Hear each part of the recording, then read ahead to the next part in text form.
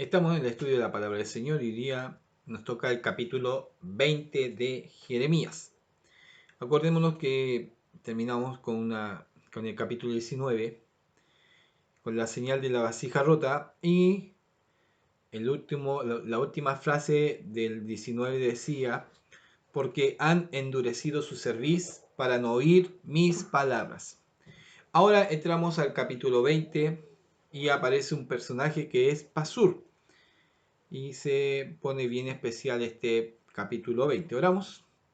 Acuérdese de tomar su Biblia, abrirla al capítulo 20 y vamos a orar al Señor para que les sea bendiciendo. Padre, en este instante abrimos tu palabra, Señor, para poder leerla, para poder estudiarla, Señor, y pedimos tu gracia, dirección, tu fortaleza mientras la estemos leyendo, Señor eterno, y que tú abres según la necesidad que cada uno pueda tener. Muéstranos, Señor, y enséñanos para poder entender tu palabra. En el nombre de Jesús te lo pedimos. Amén y amén. Bien, capítulo 20, vamos a leer del capítulo 1 al versículo 6. Aquí aparece un personaje que es Pasur y no es muy bueno el personaje. Veamos qué pasa.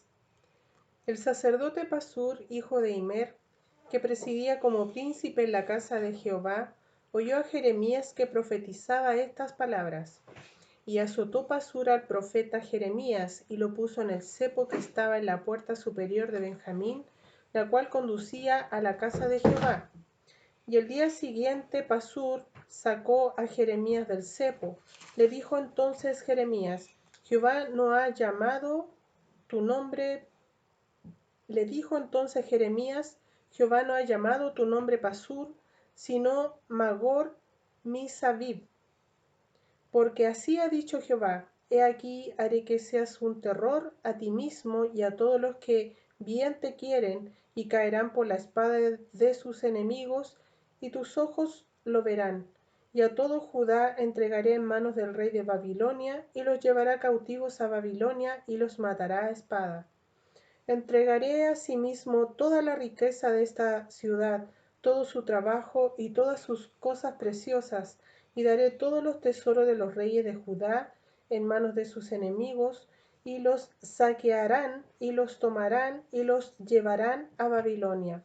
Y tú, Pasur, y todos los moradores de la casa iréis cautivos, entrarás en Babilonia, y allí morirás, y allí serás enterrado tú y todos los que bien te quieren, a los cuales has profetizado con mentira. Bien, ahí entra un personaje que es Pasur, el sacerdote Pasur, ¿ya? Y este sacerdote presidía como príncipe en la casa de Jehová, ¿ya? Entonces, sacerdote y también tiene un cargo como príncipe en la casa de Jehová, pero pasa que, ¿se acuerdan del 19, capítulo 19, cuando Jeremías empieza a hablar, rompe la vasija y dice que también va en el 19:14 y se paró en el atrio de la casa de Jehová y dijo a todo el pueblo: así ha dicho Jehová, Jehová de los ejércitos, Dios de Israel: he aquí yo traigo sobre esta ciudad, sobre toda su villa, todo el mal que habré contra ella, porque han endurecido su cerviz para no oír mis palabras. Entonces, ¿qué hace Pasur, sacerdote y un príncipe de la casa de Jehová? Oyó a Jeremías que profetizaba, ¿qué cosa? Estas palabras. Ya, y esto hace enfurecer a este personaje. Vamos a ver qué me marca la ayuda.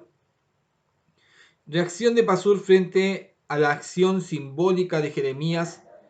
La acción simbólica de Jeremías fue inmediata, pero su oposición al propósito de Dios le ganó un nuevo nombre representativo de lo que el futuro le deparaba. Y la otra ayuda me marca: Jeremías encontró ¿qué cosa? Oposición. Directamente ¿de dónde? Del templo. De un príncipe, de un sacerdote del templo. Es una reacción bien fuerte. Y ese tenía autoridad. Entonces se está encontrando no con un rey, sino se está encontrando con alguien que ya tiene autoridad y este le le pone oposición a Jeremías. Jeremías encontró oposición porque proclama fielmente la palabra del Señor. Los líderes religiosos, que tendría que haber sido los primeros en reaccionar ante el mensaje del profeta, fueron irónicamente los que se ocuparon o los que se opusieron con mayor vehemencia. Es decir, no aceptan a Jeremías como la voz del Señor. No aceptan a Jeremías como el que habla en el nombre del Señor. No, no es aceptado. Entonces, en vez de ellos ser los primeros en escuchar al profeta, en obedecer, sino ellos son los que se opusieron con mayor vehemencia. Este pasaje es el primero que registra un episodio de violencia física contra Jeremías y la primera ocasión en que también se le aplica el título de ¿qué? De profeta. Si Jeremías ya estaba complicado, había unos capítulos atrás que Jeremías ya no quiere más. En el capítulo 12, versículo 5, dice: si corriste con los de a pie y te cansaron, ¿cómo contenderás con los caballos? Es decir, todavía no entraba a lo fuerte, ya estaba crítico Jeremías. Y ahora ya está entrando a un sector ya con personas que tienen cargos. Y estos cargos son personas de cargo tan importantes que son capaces de azotar a Jeremías y aún de colocarlo en el cepo. Qué complicado. Si Jeremías estaba complicado, ahora más complicado va a estar. Más solo se va a encontrar Jeremías como el profeta del Señor. Por eso decía yo el otro día, la tarea muy difícil de Jeremías en este asunto, lo que el Señor había determinado sobre él. 2. Y azotó Pasur a quien al profeta Jeremías. Ahí está la palabra, al profeta Jeremías. Y lo puso ¿en dónde? En el cepo. Ya igual que Pedro o que Pablo también tuvo en el cepo. Azotó Pasur al profeta Jeremías y lo puso en el cepo que estaba en la puerta superior de Benjamín. Ahí lo puso. Al día siguiente lo azotaron, lo colocaron en el cepo. Pasur sacó a Jeremías del cepo y le dijo entonces Jeremías: Jehová no ha llamado tu nombre Pasur, sino Magor Misabib. ¿Y qué significa Magor Misabib? Significa temor por todas partes. Eso es lo que marca por eso dice: haré que seas un terror a ti mismo. Temor en todas partes. Entonces, ahí vemos el profeta también cambiando un nombre, pero este nombre con un significado que él iba a ser un terror en toda parte, terror aún a sí mismo. Y ahora uno puede decir, pero si era un sacerdote, era un príncipe, uno que trabajaba en el templo, que este trabajo como príncipe era el que custodiaba, era como alguien que vigilaba a los que revoltosos que se acercaban al templo con la capacidad de poder encarcelarlo, hasta dice azotarlo, mandarlo al cepo, tenía autoridad porque era el guardián del templo, de guardar el orden en el templo Pasur.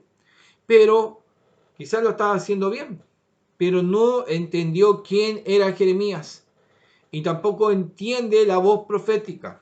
Es como lo que Jeremías marcaba: porque han endurecido su cerviz para no oír mis palabras. Aún el sacerdote no quería escuchar la palabra de Dios. ¿Por qué? Porque era dura, era fuerte y traía ¿qué situación? Traía una palabra de invasión, de muerte y de desastre, que todavía no lo veían. Ese era el problema, todavía no lo veían. Es como una de las burlas que le hacían a Jeremías y le decían, aquí en el capítulo 17, he aquí ellos me dicen, 17:15, he aquí ellos me dicen, ¿dónde está la palabra de Jehová? Que se cumpla ahora. Pasur no veía eso, entonces de esa manera trató a Jeremías como un revoltoso, un revolucionario, uno que le gustaba llamar la atención y castiga en sí al varón de Dios, al profeta del Señor. Pero él sigue profetizando qué es lo que va a pasar, qué va a pasar con las riquezas de la ciudad, qué va a pasar con él. Y el 6, y tú, Pasur, y todos los moradores de tu casa iréis cautivos. Entrarás en dónde? En Babilonia. Todavía ni venían los de Babilonia, pero entrarás en Babilonia y allí morirás. Allí serás enterrado tú y todos los que bien te quieren, a los cuales, mire, has profetizado con mentira. Era sacerdote, era un príncipe, pero quizás se daba el derecho también de profetizar. Quizás hablaba y también lo acusa, habéis, a los cuales has profetizado con cómo, con mentira. ¿A quién profetizaba Pasur? A todos los que bien te quieren. Quizás era muy querido, alguien muy vistoso, Pasur, alguien muy representativo, pero no escuchó la palabra del Señor. Pero también Pasur, a pasar de era el sacerdote, también era el que vigilaba el orden en el templo, pero Pasur también profetizaba la mentira y trabajaba con la mentira, engañando a las personas. Tremendo problema que se encuentra Jeremías con eso. Qué complicado para el profeta, pero llega ahora en el 7 al 10 y es uno de los más, el sexto lamento. Ya hemos llegado aquí a 5, este es el sexto lamento de Jeremías. Y marca que este es el último lamento, no sé si será el último. Lo que me dice acá la ayuda que este es el último lamento de Jeremías, el sexto, porque Jeremías ya está complicadísimo, ya lo están golpeando, lo han azotado y el cepo, qué mejor premio de ser profeta. ¿Ah? Es complicado ser profeta, era complicado. A veces creemos que la bendición de Dios, vas a ser ministro de Dios, bien, y pensamos en iglesia grande, cosas tremendas, misterio maravilloso, y Dios nos coloca, quizás o te coloca en lugares que no pasa nada, y donde la gente es porfiada, es terca, y vas a pasar tremendas historias inimaginables. Pero Dios te tiene ahí. Dios para eso tenía a Jeremías, para que escucharan. Quizás ninguno se va a convertir. Ni uno se convirtió, no se arrepintieron a un tremendo varón de Dios, a uno que el Espíritu Santo lo quemaba por dentro. No obedecieron ni entendieron. Y más encima, golpes, ser latigado, qué complicado para Jeremías. Versículo 7 al versículo 10 pueda estar leyendo con nosotros. Me sedujiste, oh Jehová, y fui seducido. Más fuerte fuiste que yo, y me venciste. Cada día he sido escarnecido, cada cual se burla de mí. Porque cuantas veces hablo, doy voces, grito, violencia y destrucción, porque la palabra de Jehová me ha sido para afrenta y escarnio cada día. Y dije, no me acordaré más de él, ni hablaré más en su nombre. No obstante, había en mi corazón como un fuego ardiente metido en mis huesos. Traté de sufrirlo y no pude, porque oí la murmuración de muchos, temor de todas partes. Denunciémosle.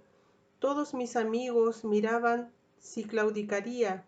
Quizás se engañará, decían, y prevaleceremos contra él, y tomaremos de él nuestra venganza. Amén. Era gracia. Hasta el 10 nomás. Hasta el 10 nomás. Bien. Me sedujiste, oh Jehová, y fui seducido. Acá en la ayuda me marca, me dice Jeremías, expresa profunda angustia en medio de qué? De la persecución. Y casi llega a blasfemar debido al lenguaje que usaba para dirigirse a Dios. El oficio de profeta no le ha ganado a Jeremías nada, sino abusos y burla. No hay ni una ganancia. No es no es popular en el sentido que nadie lo quiere. Es el más aborrecido. Ahí elegían al mejor compañero y al mal compañero, y Jeremías quedaba como ganando el número uno, el peor de todos. Nadie quería a Jeremías. Era el escarnio y la burla de todos. Era el profeta. Era terrible. Yo pienso, digo, qué terrible. ¡Ay, va Jeremías! ¡Ah! ¿Qué va a decir Jeremías? Quizás qué cosa le decían al profeta y tenía que aguantar. Tenía que ser firme. Sabía lo que venía. Tenía un dolor por dentro que lo desgarraba. Sabía que iba a haber muerte, pero horrible sobre aquel lugar. Pero ellos se burlaban de Jeremías y también cometían abusos sobre Jeremías. Qué increíble. Y él, yo creo que está en desespero ya. Y más encima ahora que viene el maltrato físico, peor, peor. A pesar de su deseo de dejar de proclamar el mensaje de Dios, no puede detenerse. Ya no quiero hablar, ya no quiero predicar. Y no puede parar, no puede detenerse. El lamento termina con una nota positiva de confianza y alabanza. Dice, atrapado entre el llamado divino, del cual no puede desprenderse. No puede renunciar, no puede decir, hasta aquí llego. No, porque acuérdense que Dios le había dicho, si tú paras, yo te voy a avergonzar delante de ellos. En sí no puede detenerse Jeremías. Y Dios ¿qué parte dice? Me sedujiste. Dios no lo deja tranquilo a Jeremías en este sentido. Entonces, él no puede desprenderse. El rechazo, la persecución de su pueblo, la traición de sus amigos, y llega a tal punto que él maldice el día que nació. La agonía de su espíritu no tiene límite y las palabras que utiliza son sublimes. Es un profeta, es un siervo del Señor, pero es un siervo del Señor que tiene problemas muy fuertes y quizá amargura muy grande en su corazón. Y Dios lo está colocando ahí. Sé duro, aguanta, sé fuerte. Jeremías tiene que hacerlo. Y aunque a veces quiere retroceder, Dios no lo deja. Dios no lo deja. Me sedujiste, oh Jehová, y fui seducido. Más fuerte fuiste que yo, mire, y me venciste. Más fuerte fuiste que yo y me venciste. El término me sedujiste también puede ser o engañaste. Una frase muy fuerte que linda casi con la blasfemia. Jeremías siente que Dios utilizó indebidamente la fuerza. ¿Por qué? Quizás quiso pelear contra Dios, pero no podía. Fuiste más fuerte que yo. Fuiste más fuerte fuiste que yo, y dice, y me venciste. Cada día he sido, ahí viene el dolor de Jeremías, escarnecido. Y cada cual se burla de mí, quizás hasta los chiquitos le hacen la burla, le tienen hasta canciones al profeta Jeremías. Dice, porque cuántas veces hablo, doy voces, gritos, violencia y destrucción. Ese era su mensaje. No obstante, había en mi corazón como un fuego ardiente metido en mis huesos. ¿Quién era esa? Ese era el Espíritu Santo, lleno dentro de su corazón, que no podía detenerse. Estaba donde metido en sus huesos. Traté de sufrirlo. ¿Y qué dice? Y no pude. Y no pude. Dice, acá la ayuda me marca, me dice, este es en el versículo 7. Dice, esta es la última confesión de Jeremías, la más larga. Es parecida a los salmos de lamento. La progresión es la misma. El profeta se quejaba de las consecuencias de su llamamiento al ministerio y después encontraba esperanza en el Señor, su Dios. Y lo otro, aquí el simbolismo. Es una poderosa fuerza de representar la necesidad psicológica interior que sentía Jeremías. Del mismo modo que un fuego desatado debe consumir todo lo que toca. La palabra de Dios en el interior del profeta tenía que encontrar una salida. En el pensamiento hebreos, sufrir implica una lucha hasta el agotamiento. Es decir, él trataba de sufrirlo, pero no pude, traté de sufrirlo, luché hasta el agotamiento, pero no pude, porque el fuego estaba dentro de él. Y parar las palabras del Señor es imposible. Puede estar pasando muy mal el siervo, puede estar la situación que vive Jeremías es terrible. A mí no me gustaría ser Jeremías. Porque lo que está viviendo como profeta, su vivencia es algo atroz y en el momento es atroz. Pero no es popular en ningún sentido. Y encima está luchando con Dios porque ya no quiere predicar, ya no quiere hablar, ya no quiere ser el hazme reír de la gente. Y dice que traté de sufrirlo y no pude. Y el 10, porque oí murmuración de muchos, temor por todas partes. ¿Y qué decían? Denunciar, denunciémosles. Todos, mi amigo, miraban si claudicaría. ¿Cuándo va a renunciar? Ya, pues Jeremías, ¿ah? ¿Cuándo voy a terminar?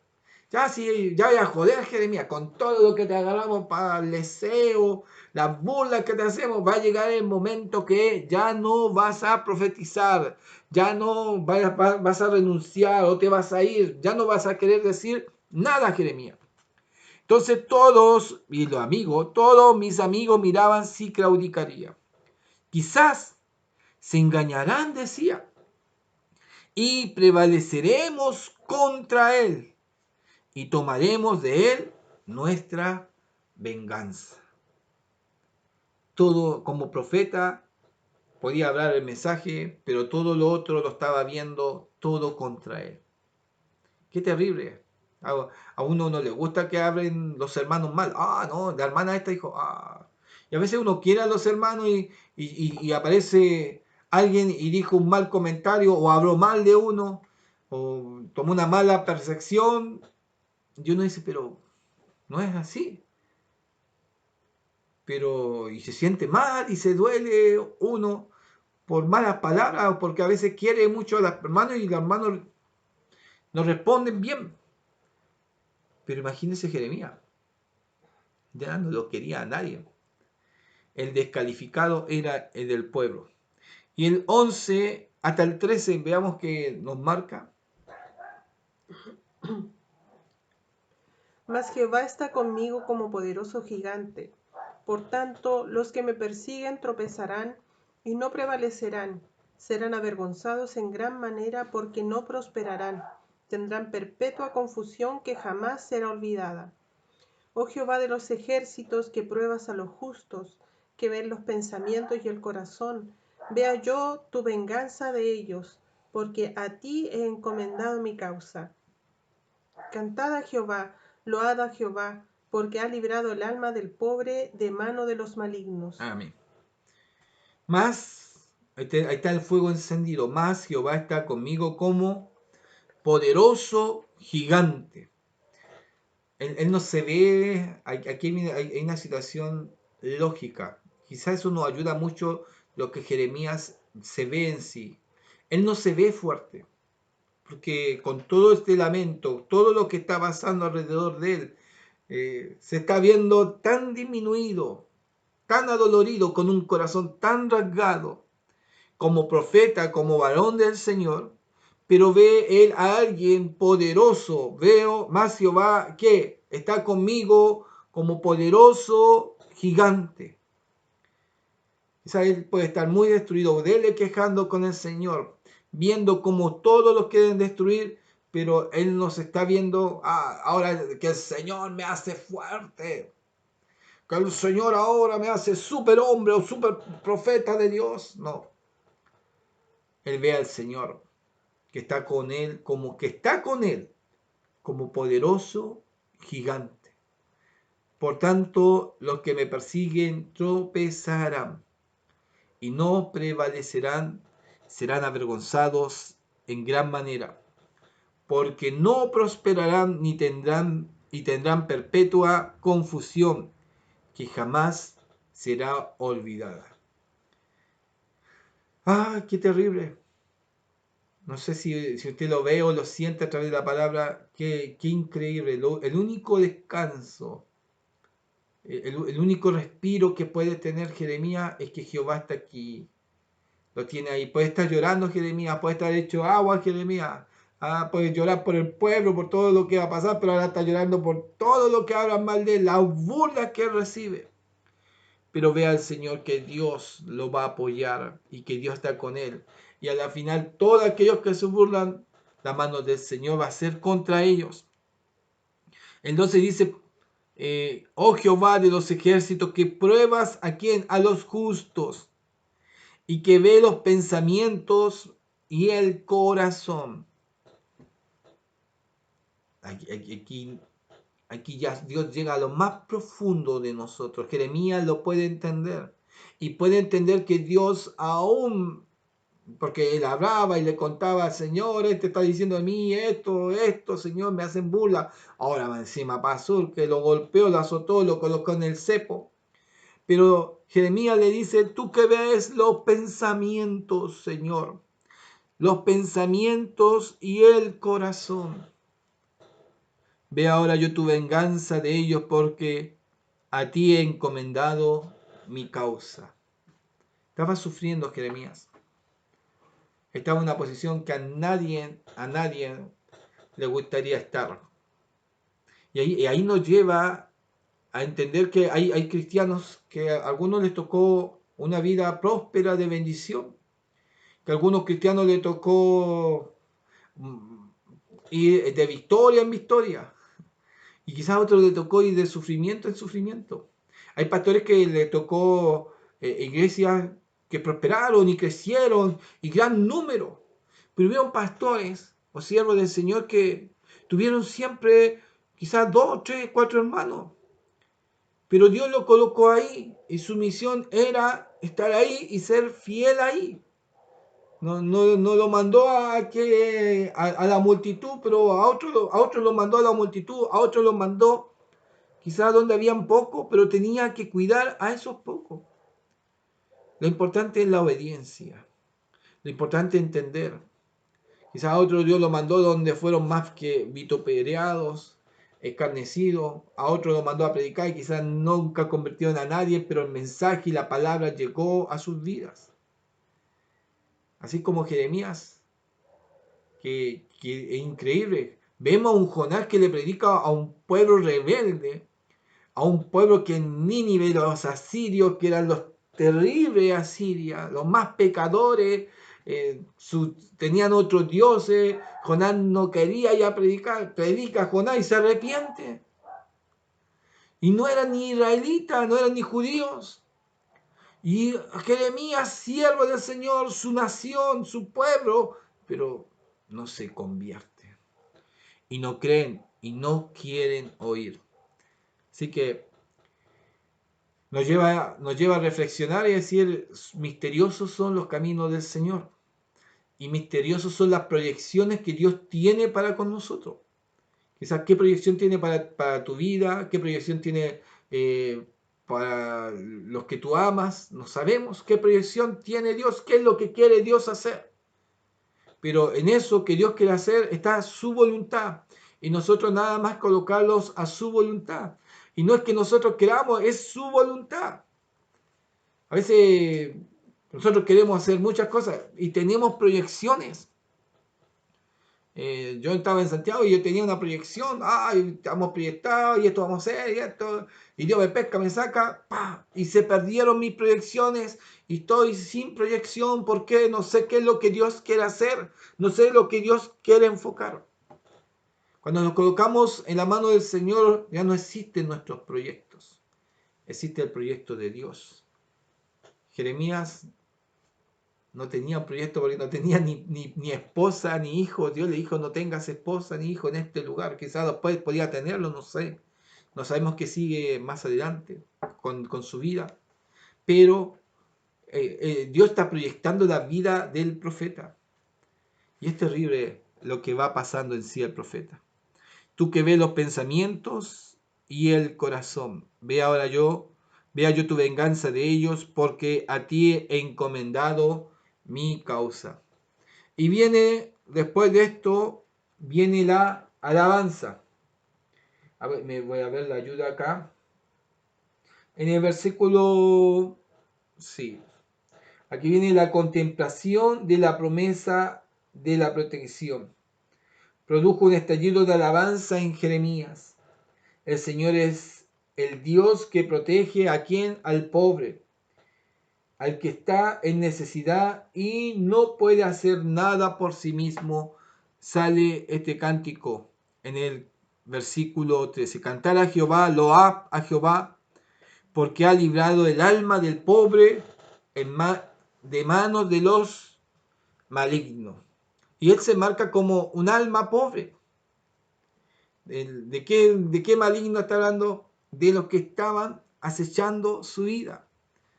Pero viene ahora de nuevo sin querer romper la ley o irse contra la ley o irse contra Dios. Él maldice el día en que nació. Y leemos del 14 al 18. Maldito el día en que nací, el día en que mi madre me dio a luz, no sea bendito. Maldito el hombre que dio nuevas a mi padre, diciendo, hijo varón te ha nacido, haciéndole alegrarse así mucho. Y sea el tal hombre como las ciudades que asoló Jehová, y no se arrepintió. Oiga gritos de mañana y voces a mediodía, porque no me mató en el vientre, y mi madre me hubiera sido mi sepulcro, y su vientre embarazado para siempre. ¿Para qué salí del vientre? Para ver trabajo y dolor, y que mis días se gastasen en afrenta. Podría haber tenido una mejor proyección, quizá podría haber sido un hermoso hombre Jeremías. Otros tenían quizás una tremenda vida, próspera, bendecida, empresariales, empresarios, no sé.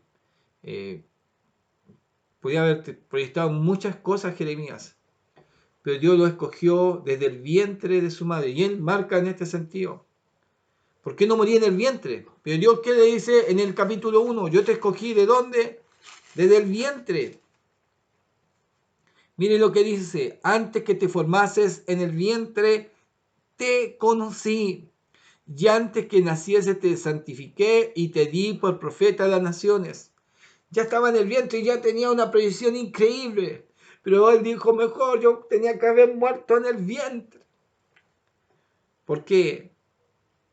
Porque su llamado, su ministerio era para afrenta, para dolor, quizás no para la proyección de lo que él veía en muchos. Pero Dios lo había escogido a él. Y lo había señalado a él. Entonces, se marca fuerte en este sentido. Dice, la crisis de Jeremías alcanzó su cima. El profeta maldijo el día de su nacimiento, evitando hacer lo mismo contra Dios o sus padres. Ofensa capitales en Israel. No se podía hablar, maldecir a Dios o a los papás. No se marcaba en ese sentido. Y también marca Jeremías volvió a caer en la desesperación, incluso después de recordar las promesas de Dios y de alabarlo por ella. Nótese el orden equilibrado de este lamento. Queja, después entra la promesa y la alabanza, y después entra de nuevo a la queja. La colocación de la promesa y la alabanza y la posición central de esta triada sugiere que era el elemento más importante de esta sección. Jeremías lamentaba, pero reconocía la soberanía y la gracia de Dios, prioritarias sobre sus difíciles circunstancias. Estaba el profeta anímicamente quizás muy mal, pero Jehová está conmigo como poderoso gigante. A veces, como en el pasar de nuestras vidas, parecía que todo fuera éxito y no es así. A veces tenemos momentos críticos, momentos complicados, y a veces se levantan personas contra nosotros por ser cristiano, por ser creyente, porque Dios está, o buscamos a Dios. Aún, y podemos decir, aún cristianos se levantan contra nosotros. Pero es complicado y eso también trae un problema psicológico, trae heridas internas, daños muy fuertes en el corazón. Si hablamos y empezamos a ver la sexta queja o el sexto lamento de Jeremías, si vemos cada lamento de Jeremías, vamos a ver un corazón deshecho, que está quebrantado de una manera increíble. Pero nada más Jeremías se da cuenta y ahora dice, pero ¿por qué? ¿Por qué no morí antes? ¿Para qué me dejaron acá? ¿Para qué? Él no fue a esta elección donde hubo harto y salió un sorteo. No, fue de parte absolutamente de Dios. Tuvo en el propósito de Dios y a él lo eligió. ¿Sabe? A veces los que no quieren es a los que Dios llama. No voy a ser tú una persona de esos que dice, no, yo nunca haría eso. Cuidado. Cuando nosotros decimos no, es que Dios quiere. Porque Dios no hace lo que nosotros queremos. Dios hace lo que Él quiere en su absoluta voluntad. Y a veces nos manda a hacer cosas que nosotros nunca haríamos. Pero tenemos que ser obediente a Dios. ¿Entiende a Jeremías lo que pasó? Quizás hoy día entramos así, yo quedo así, qué terrible.